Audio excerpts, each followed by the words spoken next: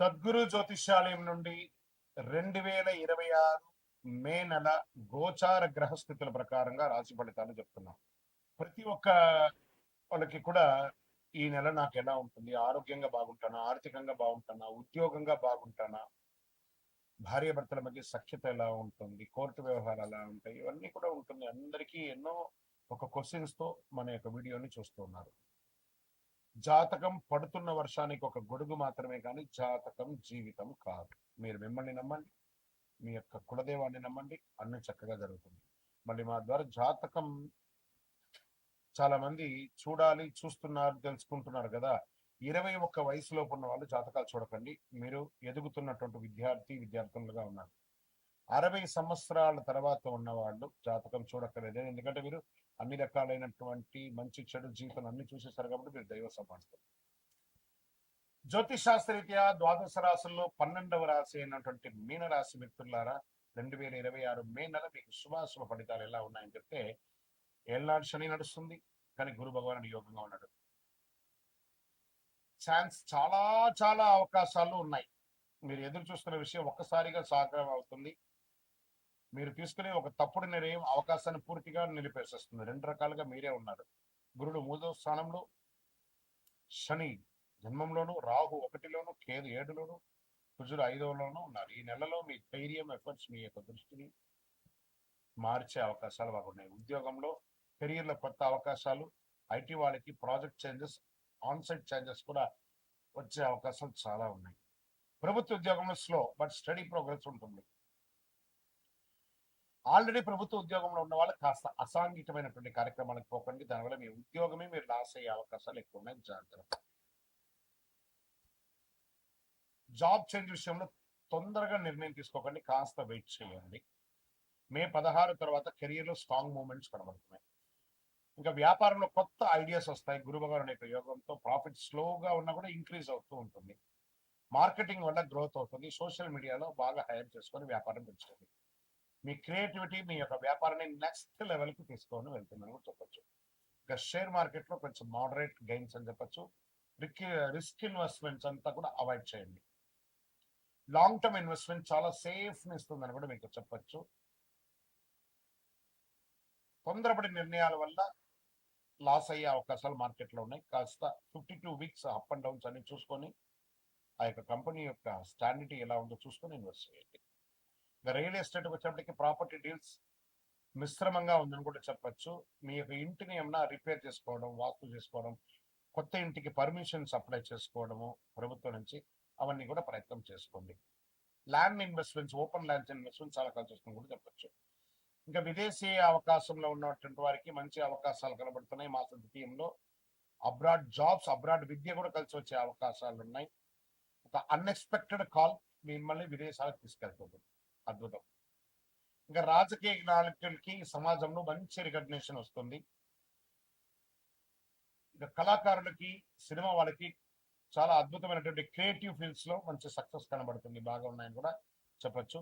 కుటుంబ బంధువుల మధ్య, అన్నదమ్ముల మధ్య, అక్క చెల్లెల మధ్య కాస్త వైరం పెరిగే అవకాశాలు ఎక్కువ ఉన్నాయి. కాస్త జాగ్రత్తగా ఉండండి. మ్యారీడ్ లైఫ్ లో డిస్టెన్స్ పెరిగే అవకాశాలు ఉన్నాయి. విడిపోయిన వాళ్ళు ఉంటారు చాలా మంది. కూర్చొని కాంప్రమైజ్ అయ్యి మళ్ళీ కలవడానికి ప్రయత్నం చేయండి, ఇది మంచిది. మిస్అండర్స్టాండింగ్ వల్ల ప్రాబ్లమ్స్ ఎక్కువ అవుతాయి కానీ తక్కువ కాదు, కాబట్టి కొంచెం మాట్లాడండి. విద్యార్థులకి సడన్ గా మంచి రిజల్ట్ వచ్చే అవకాశాలు ఉన్నాయి. క్రియేటివ్ రీసెర్చ్ ఫీల్డ్ లో వాళ్ళకి చాలా మంచి అవకాశం ఉన్నాయి. ఫోకస్ ని పెంచుకుంటూ పోండి. ఆరోగ్యం పరంగా స్లీప్ డిస్టర్బెన్స్ ఎక్కువ ఉంటుంది. కాస్త గాసిప్స్ ఎక్కువ మాట్లాడతారండి. మనుషులు లేనప్పుడు వెనక్కి ఎక్కువ మాట్లాడతారు, అది కొంచెం తగ్గించండి. ఎందుకంటే క్షణచిత్తం క్షణమాయం అంటారు చూసారా, అలాంటి భావనలో ఉంటారు. కాబట్టి కాస్త జాగ్రత్తగా ఉండవలసినటువంటి ఒక సమయం అని కూడా చెప్పవచ్చు. అన్నదమ్ములతో కూర్చొని మాట్లాడుకోవడం చేసుకుంటే మంచిది. హెల్త్ విషయంలో చాలా చాలా జాగ్రత్తగా ఉంటుంది. నీటి సంబంధించినటువంటి సమస్యల అవకాశం ఉంటుంది. ఇంటేకింగ్ ఆఫ్ వాటర్ ఎక్కువ తీసుకోండి. చలివేంద్రాలు లాంటిది ఏర్పాటు చేయండి. స్ట్రెస్ ని, ఎమోషనల్ ని ఇన్బ్యాలెన్స్ చేయండి. కొంచెం బాగా చేసుకుంటే బాగుంటుంది. వ్యవసాయదారులకి మంచి అవకాశాలు ఉన్నాయని చెప్పొచ్చు. కోర్టు కేసు ఏమైనా ఉంటే సాధిస్తారు, మంచిది. ఈ నెల చేయవలసిన పరిహారాలు ఏమంటే, గురు భగవాన్ని ప్రార్థన చేయండి, ఆచార్యుని నమస్కారం చేసుకోండి, పసుపు పూలతో అర్చన చేయండి, ఓం నమో నారాయణాయ అని 108 సార్లు చేయండి. నవగ్రహాలకి ప్రతిరోజు ఒక 19 ప్రదక్షిణాలు చేయండి. 16 గురువారాల్లో పసుపు వస్త్రాన్ని దేవుడికి ఇస్తే చాలా మంచిదని కూడా చెప్పడం జరుగుతుంది. అద్భుతమైనటువంటి ఫలితాలు పొందుతారు. ఈ మే నెల అవకాశాలు, మార్పులు, భావోద్వేగాలు కలిసి ధైర్యంగా ముందుకెళ్తే విజయం మీదే అని కూడా చెప్పచ్చు. విజయోస్తు. మీ యొక్క ఇది అన్ని రాశులకి కింద వేయాలండి ఎడిటర్స్, ఇది గుర్తుపెట్టుకోండి. మీ యొక్క రాశి ఫలితాలను చూసినటువంటి మా ప్రేక్షక మిత్రులరా, మీరు మా యొక్క ప్రోగ్రామ్స్ అన్ని చూస్తున్నారు, క్లిక్ చేయండి, లైక్ చేయండి, షేర్ చేయండి, సబ్స్క్రైబ్ చేసుకోండి. మీరందరూ కూడా క్షేమంగా ఉండాలని అఖిలాండ కోటి బ్రహ్మాండ నాయకుడు అయ్యప్ప స్వామి వారిని ప్రార్థన చేసుకుంటూ 18 అవతారముల దేవాలయం అయ్యప్ప స్వామికి జీవితంలో ఒక్కసారైనా చూడవలసినటువంటి దేవాలయం. ఒక్కసారి రండి మన దేవాలయానికి. తిరుపతి పట్టణంలో జీవపుణ అనే ఒక ప్రాంతంలో రైల్వే స్టేషన్ కి బస్ స్టాండ్ కి 3 కిలోమీటర్ల దూరంలో బ్రహ్మశ్రీ డాక్టర్ చంద్రమౌళి గురుస్వామి గారు నిర్మించారు. ఒక్కసారి నా పుట్టినందుకు ఒక్కసారి నా దేవాలయం దర్శనం చేసుకోవాలి. మీకోసం అందరూ క్షేమంగా ఉండాలని ప్రార్థన చేస్తాను.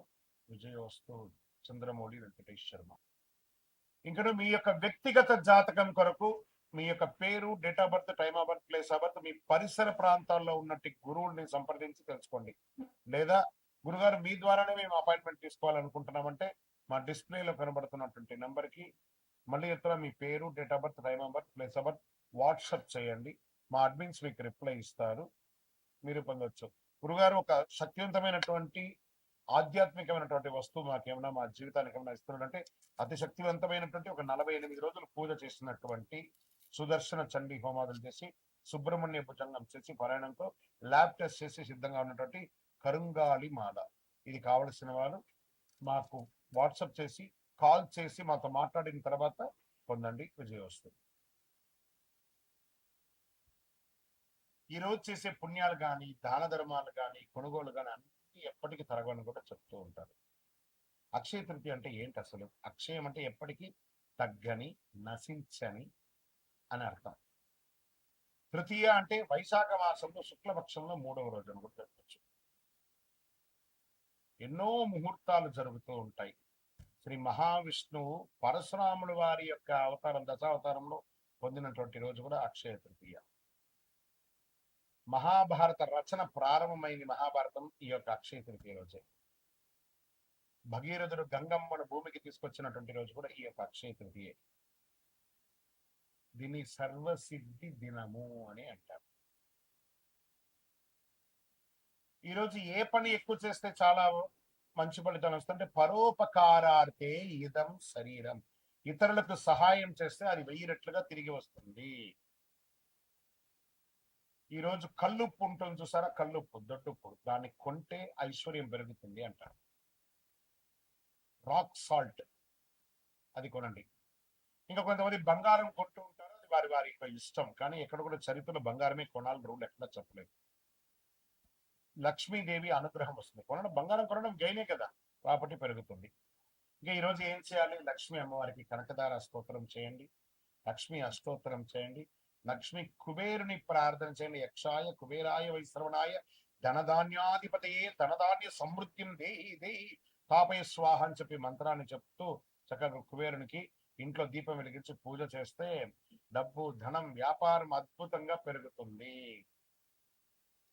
సరే, ఈ రోజు ఏమైనా దానం చేయొచ్చు అంటే అన్నదానం, నహి నహి బహుదానం, అన్నదానం సమానం అన్నారు. ఒక పేదవాళ్ళకి ఒక్కరికైనా భోజనం పెట్టండి.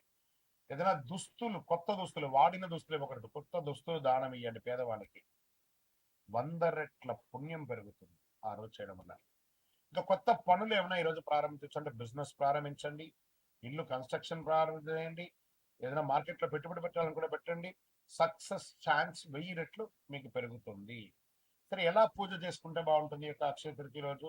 ఉదయం లేచి చక్కగా తైలాభ్యంగన స్నానం చేయడం, గడపంతా కూడా కడిగి చక్కగా బొట్లు పెట్టడం, ముగ్గులు పెట్టడం, మగవాళ్ళు, స్త్రీ పురుషులు ఎవరైనా కూడా కలిసికట్టుగా ఈ పనులని కూడా ఆడవాళ్ళు ఒక పని, మగవాళ్ళు ఒక పని చేసుకొని పెట్టడం, మంచి తీపి వంటలు తయారు చేసుకోవడం, దేవుడి ఇంట్లో చక్కగా పాత పూలన్నీ తీసి విగ్రహాలు ఏమంటే కడిగేసి చక్కగా బొట్టు పెట్టేసుకోవడం, దీపం వెలిగించి పువ్వు పెట్టడం, మంచి ఎర్రని పుష్పాలు, తెల్లని పుష్పాలన్నీ కూడా తీసుకొచ్చి ప్రార్థన చేయడం, శ్రీ మహాలక్ష్మి నమః కుబేరాయ నమః అని చెప్పుకుంటూ ప్రార్థన చేయడం. చివరిగా కొద్దిగా నైవేద్యం బెల్లంతో కానీ దాంతో పాయసం ఒకటి చేసి అమ్మవారికి స్వామివారికి ఎక్కించేసి కొంతమందికి తెలిసిన వాళ్ళకి ఇవ్వండి.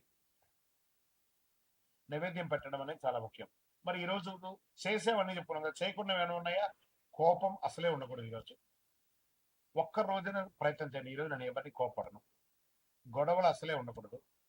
అప్పులు తీసుకోవడం చేయకూడదు, ఎందుకంటే అదే కంటిన్యూ అవుతుంది. నెగిటివ్ ఆలోచనలు లేకుండా చూసుకోవాలి. ఈరోజు చేసిన ప్రతి విషయం మల్టిపుల్ గా వస్తుంది కాబట్టి అలా చేయాలి. ఇంకా ఈరోజు మీరు ఏది మొదలు పెడితే అది జీవితంలో ఎప్పటికీ కొనసాగుతుంది. అందుకే అక్షయం అన్నారు దీనికి. మంచి ఆలోచనలు, మంచి పని, మంచి నిర్ణయం తీసుకోండి.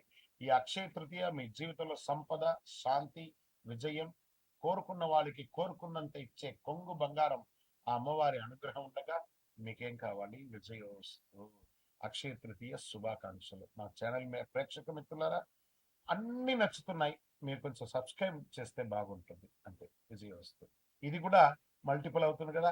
అక్షయం రోజు ఒక్క సబ్స్క్రైబ్ చేయండి, మా యొక్క ఛానల్కి 100 వచ్చినట్టు, 1000 వచ్చినట్టు. నమస్కారం.